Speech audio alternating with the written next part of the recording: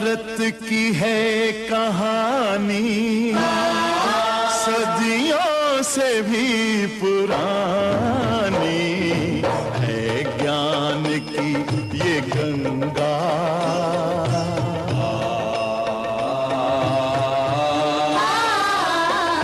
है, ज्ञान की ये गंगा ऋषियों की अमर वाणी।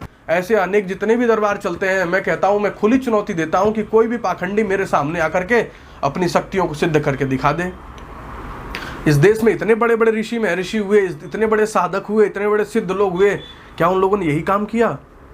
बुद्ध हुए, नानक हुए, कबीर हुए, रैदास हुए, रहीम हुए, ये भी लोग तो साधक ही थे, भगवान के भक्त ही थे। मीरा हुई, ये लोग भी तो भगवान के भक्त ही थे।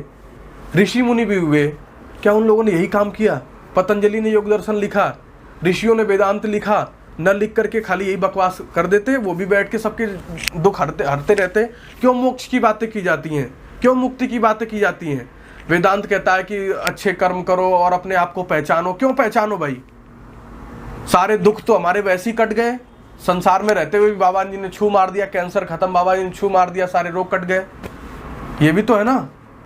इन बातों को विशेष गहराइयों से समझना चाहिए और बाबा जी को मैं कहता हूं कि सरकार को कड़ा से कड़ा एक्शन लेना चाहिए। सरकार क्यों डरती है? क्योंकि सरकार भी इस देश की निकम्मी है। उसे पता है कि अगर मैं बाबा जी के खिलाफ अगर कोई कार्यवाही करता हूं तो उनके साथ जितने 2 4 10 चेले हैं वो कट जाएंगे और हमारे वोट के लिए समस्या खड़ी हो जाएगी। ऐसी तो हमारी सरकारें हैं जो वोट के लिए ये करती हैं। अभी मैंने देखा है हमारे माननीय नेताजी का एक भाषण आ चुका है कि हर फिल्म पे बयान देना जरूरी है क्या? हर फिल्म पे बोलना जरूरी है क्या? क्या करें? जो गंदी फिल्में आएंगी उस पर बोलेंगे नहीं? जब वो नेता परेता बोल रहे हैं तो ऊपर से प्रेशर दबाया जा रहा है, वो भी खुले मंच से। हमारे देश की जबरदस्त राजनीति चल रही है। अगर ऐसी राजनीति होगी तो ऐसे पाखंडी पनफेंगे नहीं तो क्या होगा? इस देश का बेड़ा नर्क में नहीं जाएगा तो क्या होगा? ऐसे पाखंडियों के खिलाफ सख्त सख्त कार्रवाई होनी चाहिए।